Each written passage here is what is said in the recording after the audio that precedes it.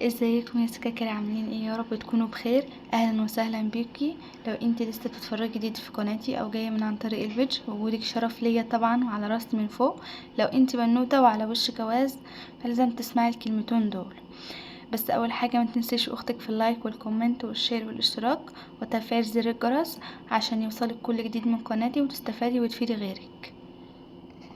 اول حاجه يا بنات، في كلام الامهات والابات بيقولوه لينا بس احنا مش واخدينه على محمل الجد، ان لازم نكمل تعليمنا عشان الشغلانة دي والشهادة دي سلاح في ايدينا. لازم تكوني معتمدة على نفسك وتعرفي تصرفي على نفسك ايا كان مؤهلك ايه، عشان لو لا قدر الله ممكن تتجوزي واحد مش سوي او مش كويس او يعاملك مش بميرض الله، يضربك يشتمك يهينك، مش هترتاحي معاه، هتتطلقي لا قدر الله.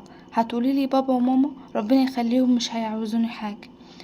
هقولك بابا وماما ربنا يخليهم لك ويديهم الصحه ويطولك في عمرهم يا رب، مش هيشيلك العمر كله.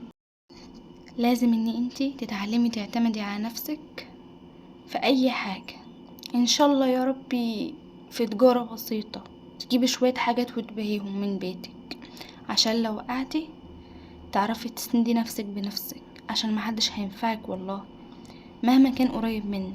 استحملك النهارده مش هيستحملك بكره. وبس كده يا بنات، اكون خلصت الفيديو بتاعي. يا رب الفيديو يكون عجبكم او فاتكم او النصيحه فادتكم.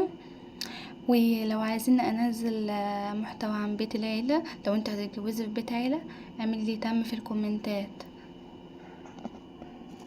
ومع السلامه يا حلوين.